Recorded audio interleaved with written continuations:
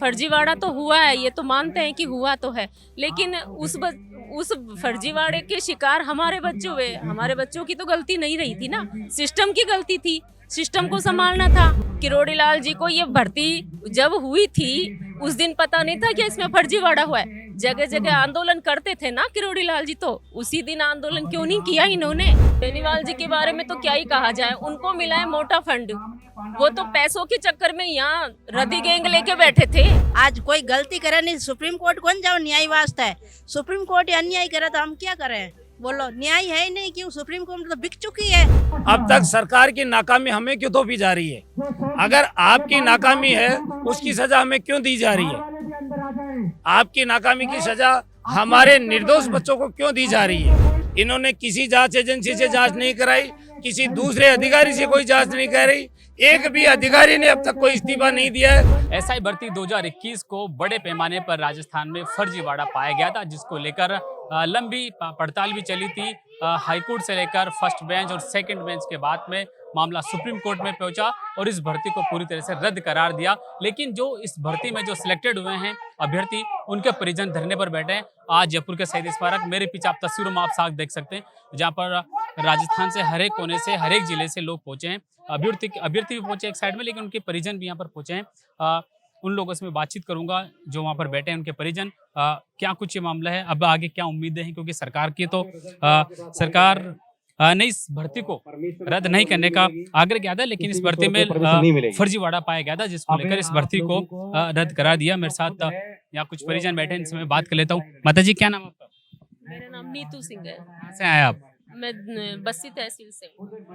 कौन सिलेक्टेड? आपका बच्चा सिलेक्टेड है इसमें? बेटा सेलेक्टेड इसमें, अजीत सिंह। कैसे देखते हैं आप इस भर्ती में फर्जीवाड़ा हुआ और इस भर्ती को रद्द करार दिया गया? अब इसमें तो क्या ही बताएं, कुछ बताने लायक ही नहीं रहा। कांग्रेस सरकार का जो सिस्टम से इस भर्ती में जो खामियां रही है, फर्जीवाड़ा तो हुआ है, ये तो मानते हैं कि हुआ तो है, लेकिन उस फर्जीवाड़े के शिकार हमारे बच्चे हुए। हमारे बच्चों की तो गलती नहीं रही थी ना, सिस्टम की गलती थी, सिस्टम को संभालना था। फिर जैसे ही कांग्रेस सरकार जाती है, इनको ज्वाइनिंग दे जाती है, ये आती है बीजेपी सरकार आती है, 1 साल तक अच्छे से इनकी ट्रेनिंग करवाती है। 1 साल ट्रेनिंग हो जाने के बाद में अचानक चुनावी दौर आता है। चुनावी दौर आते ही किरोड़ी लाल जी को सपना आता है कि अब ये मौका है, इस भर्ती को उछाला जाए, इसका फर्जीवाड़ा हुआ है, ये हुआ है, वो हुआ है। किरोड़ी लाल जी को ये भर्ती जब हुई थी उस दिन पता नहीं था कि इसमें फर्जीवाड़ा हुआ है। जगह जगह आंदोलन करते थे ना किरोड़ी लाल जी, तो उसी दिन आंदोलन क्यों नहीं किया इन्होंने? तब आंदोलन करते, तभी रद्द करवा देते। क्यों इन बच्चों की ज्वाइनिंग करवाने के बाद इन्होंने 1 साल इस भर्ती को रद्द करवाने के लिए हनुमान बेनीवाल लंबे समय तक यहाँ पर शहीद स्मारक इसी जगह धरने पर बैठे थे, और इस भर्ती को रद्द होने के बाद उन्होंने कहा है कि युवाओं के साथ में सरकार छलावा नहीं करे। बेनीवाल जी के बारे में तो क्या ही कहा जाए, उनको मिला है मोटा फंड, वो तो पैसों के चक्कर में यहाँ रद्दी गैंग लेके बैठे थे। और जो उनके साथ धरना करने यहाँ बच्चे बैठे थे ना, वो तो पढ़ने वाले, तैयारी करने वाले थे ही नहीं उनमें से, तो वो तो उनके पैसे के बुलाए हुए आवारागर्दी करने वाले लड़के थे उनके साथ। जो लड़के गांव से निकलकर जयपुर में कमरा किराया लिया, कोचिंग करी, पढ़ाई की, सिलेक्टेड हुए, सपने पूरे हुए, लेकिन अब सपने टूट गए, इस भर्ती को रद्द कर दिया गया। कैसे देखते हैं? आप भी ग्रामीण परिवेश से आते हैं। अब क्या ही देखते हैं कि क्या बताऊं, ज्यादा तो बोल नहीं पाऊंगी, लेकिन जब बच्चा, मेरा बेटा आईबी में है, यहाँ पे शनिवार रविवार छुट्टी मिलती है, तब वो घर जाता है, तो उसकी तरफ देखा नहीं जाता। उसकी वर्दियां घर पे टकी हुई है, जब उन वर्दी को देखते हैं ना तो रोना आता है। सामने निकलते हैं ना बाहर, तो हर कोई पूछते है, अरे क्या हुआ, आज पेपर में ही आया रद्द हो गई भर्ती, रद्द हो गई। मतलब वो हंस के बोलते हैं, हमें उनके सामने दिखावा करना पड़ता है कि नहीं नहीं अभी तो हमारा मैटर चल रहा है, अभी ऐसा कुछ नहीं हुआ। उनको क्या जवाब दें, हम कुछ नहीं दे सकते। हर कोई मजाक बनाने में लगा हुआ है। अब आगे क्या उम्मीद है आपकी? क्योंकि अब तो सुप्रीम कोर्ट ने भी कह दिया है कि इस भर्ती को रद्द करार बताया, क्योंकि इस भर्ती में अब छटनी नहीं की जा सकती। किसने इस भर्ती में बड़ा फर्जीवाड़ा किया? छटनी तो देखो, जब हमारे बच्चे हाई कोर्ट से राहत नहीं मिली, डबल बेंच में गए थे, डबल बेंच में जज साहब ने कहा था कि भाई इनको फील्ड पोस्टिंग दे दी जाए, और एसओजी ने भी से सवाल पूछा गया। एसओजी ने बोले कि हाँ इसमें छटनी हो सकती है। हमेशा जब भी हियरिंग होती थी तो हमारे बच्चों के पक्ष में होती थी कि हाँ इसमें छटनी हो सकती है और ये भर्ती रह सकती है। बच्चों को भी राहत मिली। एक दिन अचानक से महीने 20 दिन बाद में फैसला सब कुछ सुनने को था, 20 दिन तक इसको दबा के रखा और अचानक से शाम के टाइम पे गलत फैसला हमारे पक्ष में सुना दिया जाता है। हमारे बच्चों ने उम्मीद लेके सुप्रीम कोर्ट गए, सुप्रीम कोर्ट में इन्होंने SLP दायर करी, वहां पर भी उससे पहले ही किरोड़ी लाल जी अमित शाह से मिलने पहुंच जाते हैं। उसके बाद में जब हमारे बच्चों ने अलग अलग तरीके से SLP दायर करने की कोशिश करी, एक बेटी थी शर्मा, उसके नाम से शुरुआत जब सुनवाई होनी थी तो उसी दिन जज साहब कहते हैं कि नहीं ये अलग अलग तरीके से लगाइए, इन सबको एक साथ लगाया जाए। कहीं ना कहीं तो इसमें भी वहां पे भी जाके मतलब कुछ गड़बड़ हुआ है। जज साहब का तो उनका पक्ष सुना, हमारे वकीलों का भी तो पक्ष सुनना था ना, उन्होंने तो बिना कुछ सुने डिसमिस कर दिया गया। ने इस भर्ती को रद्द करा दिया और अब तो सुप्रीम कोर्ट ने भी कह दिया है। कैसे देख रहे हैं आप यहाँ पे इतनी तादाद की संख्या में आप लोग पहुंचे हैं, आपके बच्चे सिलेक्टेड हुए हैं, लेकिन अब सरकार ने इस भर्ती को रद्द करार दिया है, क्या कहना है आपका? न्याय कहाँ है?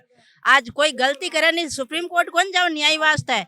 सुप्रीम कोर्ट अन्याय करे तो हम क्या करें? बोलो, न्याय है ही नहीं। क्यों? सुप्रीम कोर्ट तो बिक चुकी है।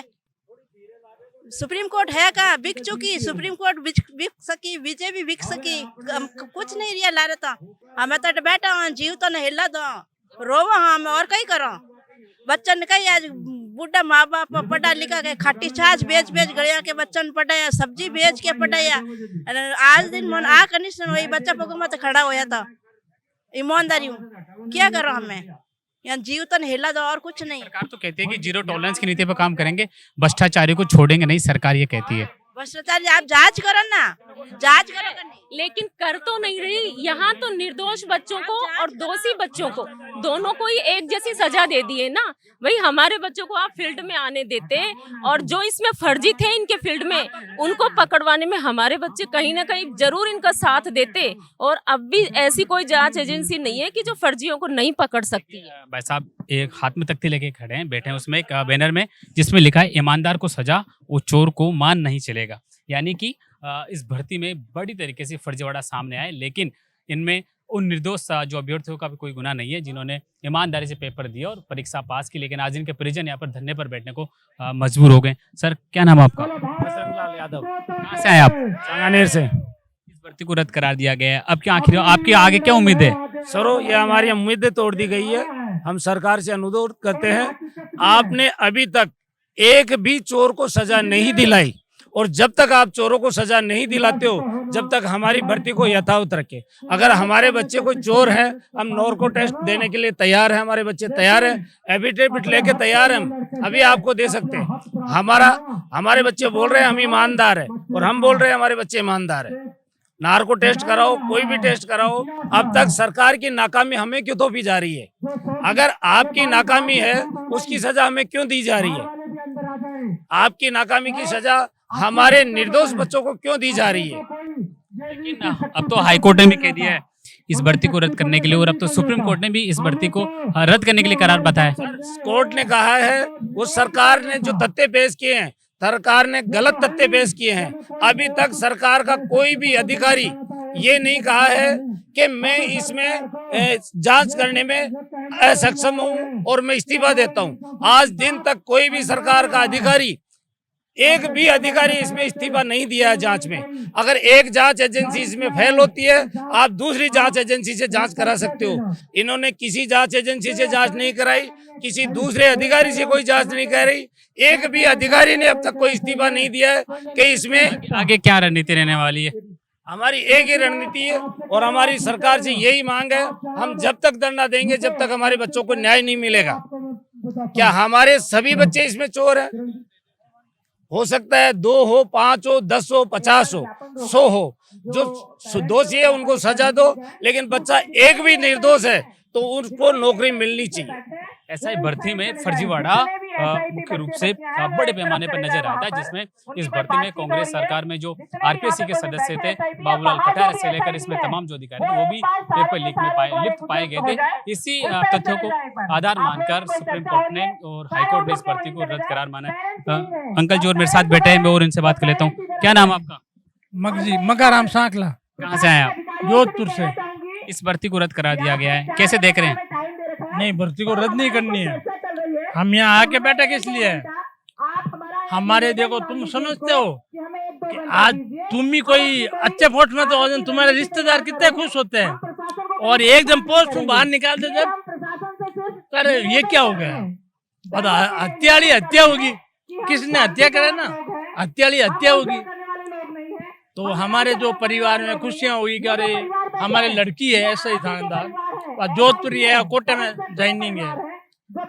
तो आज वो सोमवार को उसने सुनवाई नहीं करी, और बिना सुनवाई करी क्या रद्द कर दी, तो हमारी सब खुशियां छीन ली, पूरे परिवार ही खुशियां छीन ली, और हमारे तो माँ बापों को तो बहुत दर्द हो रहा है। जिन लड़कों ने ईमानदारी से परीक्षा दी और जिन्होंने फर्जीवाड़ा किया, कैसे देख रहे हैं आप, क्या सरकार एक्शन नहीं ले पा रही है? देखो भाई, हमारे पास 15 लाख 20 लाख रुपए देने का नहीं था, हम 15-20 लाख थोड़ी दिए, हम तो जो मजदूरी कर करके उसको पटा के तैयार किए। अब 15-20 लाख देने वाला तो ऐसे ही मजा कर रहा है, और हम भुगत रहे हैं, हम तो भुगत रहे हैं ना, तो इसे गवर्नमेंट को दिखता नहीं है क्या? इस भर्ती में जो फर्जीवाड़ा पाया गया उसको देखते हुए सरकार ने इस भर्ती को हाईकोर्ट और सुप्रीम कोर्ट में भी इस भर्ती को रद्द कर दिया गया है, लेकिन ये भर्ती वापस से होगी और वो बच्चे इसमें वापस शामिल होंगे जिन्होंने उस वक्त पेपर दिया था। नहीं, जो ईमानदारी से दिया वो सब इकट्ठा हो जाए तो के, वो उसको बेईमानी से दिया था तो कोई आया कौन, बे कोई आया कहीं, बे थोड़ी आया है। मैं थोड़ा सा और बात कर लेता हूँ, लोग यहाँ पे बैठे हैं। भर्ती की रद्द को लेकर के मैं माननीय मुख्यमंत्री श्री भजनलाल जी से विनम्र आग्रह करूंगा कि हमारे बच्चों की एक तरह से मानसिक और सामाजिक हत्या कर दी गई है। तो हम हमारी जो SLP खारिज हुई है, हम तो थर्ड पार्टी के तौर पे इस पे थे। ये केस था कैलाश चंद बनाम राजस्थान सरकार का। हमारे साथ कोई, हमारे तो सिर्फ अपने आत्मरक्षार्थ वहाँ गए थे कि हमारे को भी साथ न्याय होना चाहिए, लेकिन हमारे को कोर्ट में, सुप्रीम कोर्ट से हमारी SLP मात्र 25 मिनट में खारिज कर दी गई, हमारे को बिना सुने। और तो मैं सरकार क्या है कि अभी SLP का अपना राइट रिजर्व रखती है, सरकार चाहे तो सुप्रीम कोर्ट में जाके पैरवी करके इस भर्ती को बचा सकती है। तो मैं माननीय मुख्यमंत्री, सुप्रीम कोर्ट ने तो इस भर्ती में साफ मना कर दिया कि जो इसमें जो दोषी है उसको छटनी नहीं कर सकते। देखो सुप्रीम कोर्ट के जो वर्डिक्ट हैं, मैं वो तो उनके आगे माननीय मिलोड़ लगते हैं साहब। मैं इतना विद्वान तो हूँ नहीं, मैं उनकी समीक्षा नहीं कर सकता हूँ, लेकिन मैं उनकी बातों का खंडन, क्योंकि सरकार की तिजोरी से ये पेपर गायब हुआ, RPSC की तिजोरी से पेपर निकला है, इसी को आधार मानकर सुप्रीम कोर्ट ने ये कहा था कि जब रखवाले ही अगर ऐसा करेंगे तो इस भर्ती में बचेगा क्या? नहीं देखो, अगर आप SOG की रिपोर्ट देखोगे तो उसमें जो जगदीश बिश्नोई है, वो उसके बयान जो उसमें लिखे गए हैं कि सन 2013 से वो भर्ती पेपर लीक कर रहा है। अब आप लगा लीजिए सन 2013 से कितनी भर्तियां लीक हुई है, क्या उन भर्तियों के अंदर जहर नहीं मिला है, उनके अंदर शहद मिला हुआ है?